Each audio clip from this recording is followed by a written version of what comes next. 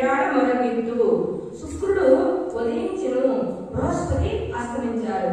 కుళ్ళం శిల్పినగాన్ పక్షులను ఆహారం వెతకడానికి తమ తమ స్థలాల నుంచి కూడా కదిలి వెళ్ళిపోతున్నాయి.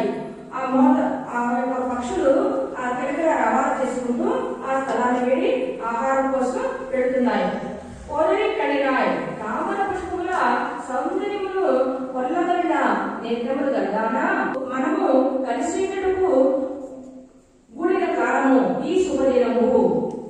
పుల్లక్కులని కురైంది నీరాడదే కడక్కిడతయో మిక్కిలి చల్లగా ఉన్నట్లుగా ఆవరించి నిద్రమాడగా కడపయందు నిద్రపోవచ్చున్నావా?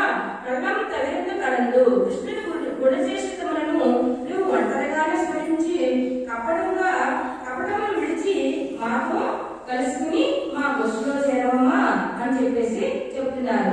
ఏమంటున్నారంటే మరొకసారి కృష్ణుని యొక్క గుణగణాన్ని ఆ యొక్క కృష్ణ పరమాత్మ చేసినటువంటి లీలను ఒకసారి గుర్తు చేస్తున్నారు. అప్పుడు ఒకసారి ఆకాశుని చెప్పాడే, ఎప్పుడంటే ఈ గొప్ప బాలికలు అందరూ కూడా ఈ కృష్ణుడితో కలిసిన వారి ఈ కృష్ణుడే వారికి బలం, వారికి శక్తి, వారికి ఆధారం. ఈ కృష్ణ పరమాత్మతోనే వారి జీవితం ఎంతో మధురంగా మాధుర్యంగా ఉంటుంది.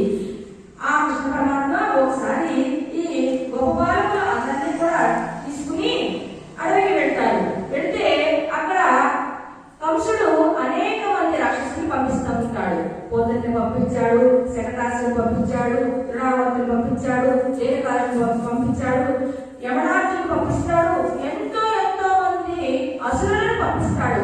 అలాగే బకాసుని కూడా ఒకసారి పంపించాడు.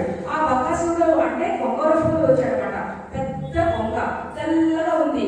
అది ఏం చేసిందంటే ఈ కృష్ణుని ఎలా మింగేసి చంపేయాలని చెప్పేసి తన యొక్క నోరు తెరిచి బాగా పెట్టుకుంది. ఆ పిల్లలందరూ ఆడుకుంటూ అట్లా వస్తారు, నా నోట్లో దూరేస్తారు, అప్పుడు నేను మింగేయచ్చు అని చెప్పేసి ముందు కృష్ణుని మింగేస్తే వీళ్ళ బలం కూడా పోతుంది. అప్పుడు ఒక్కొక్కటి నేను చక్కగా మింగేయచ్చు అనే ఉద్దేశంతో చక్కగా నోరు తెరిచి కూర్చున్నమాట. ఎంత ఉత్తమమైన దానిలాగా కూర్చుంది. పైకి ఎంతో స్వచ్ఛంగా కనిపిస్తుంటారు మన చుట్టూ కూడా కొంతమంది, కానీ చేసే పనులన్నీ కూడా అంత స్వచ్ఛంగా ఏముండవు. అటువంటి వారితో మన స్వామి ఎలా దండిస్తున్నాడంటే చక్కగా స్వామిని వెళ్ళాడు, మింగేసింది. మింగేస్తే బయట ఉన్న గొప్ప బాలికలందరూ కూడా అమ్మో ఆ కృష్ణ పరమాత్మని మన కృష్ణునికి ఏదో అయిపోయింది, మన కృష్ణుని మింగేశాడు, మనకు ఆధారం ఏంటని ఒక శక్తిహీనంగా వారు బెంబేరి పడిపోతుంటారు. వారు ఏంటంటే కృష్ణ పరమాత్మ వెళ్ళిపోయాడు అనుకోలే, వాళ్ళు కృష్ణుని అంత భక్తిగా ఆర్తితో అల్లాడిపోతున్నారు అన్నమాట. అప్పుడు ఆ కృష్ణుడు ఆ బకాసుడి యొక్క నోట్లో వెళ్ళాడు కదా, ఆ గొంతులో ఒక అగ్నిహోత్రం వలె మండిపోయి దాన్ని చీల్చుకుని దాని యొక్క నోటిని 2 బట్టలుగా చీల్చేశాడు అనమాట. చీల్చి చంపి అట్లా పడేశాడు. అప్పుడు ఆ స్వామి అటువంటి వాడు అని చెప్పేసి చెప్తున్నారు. ఈలోగా ఇక్కడ ఉన్నటువంటి వర్గం అంతా రెండుగా చీలిపోయిందంట. అయ్యో మీరందరూ రాముడిని ప్రార్థించారు కదా నిన్న, ఇప్పుడేమో కృష్ణుని ప్రార్థించాలి కదా, మనం కృష్ణుడితో పాటు ఉంటున్నాం కదా, అదేంటి మీరు రాముడిని ప్రార్థిస్తున్నారు, రాముడి యొక్క గుణగణాలను చెప్తున్నారు అని చెప్పేసి మా రాముడే గొప్ప అని కొంతమంది, మా కృష్ణుడే గొప్ప అని కొంతమంది అని చెప్పేసి అంటున్నారట. రాముడి యొక్క గొప్పతనాన్ని కొంతమంది చెప్తారట.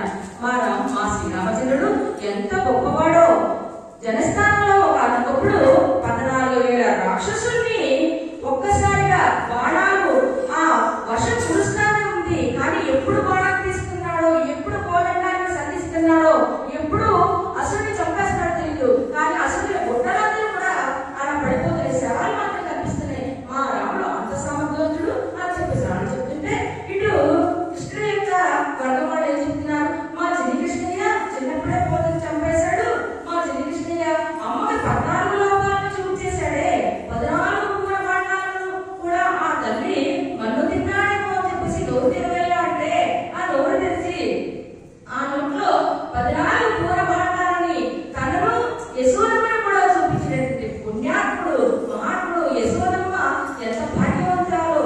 యశోదమ్మ అనుకుందంట, ఈడేంటి నా కొడుకు ఇలా చూసానా, ప్రవచించానని మాయమని కప్పేసిందన్నమాట. మాయతో మళ్ళీ మర్చిపోయి అంత మామూలుగా ఉంది. అటువంటి ఈ జగత్తునంతటినీ కూడా ఉదరంలో పెట్టుకున్నటువంటి ఆ కృష్ణ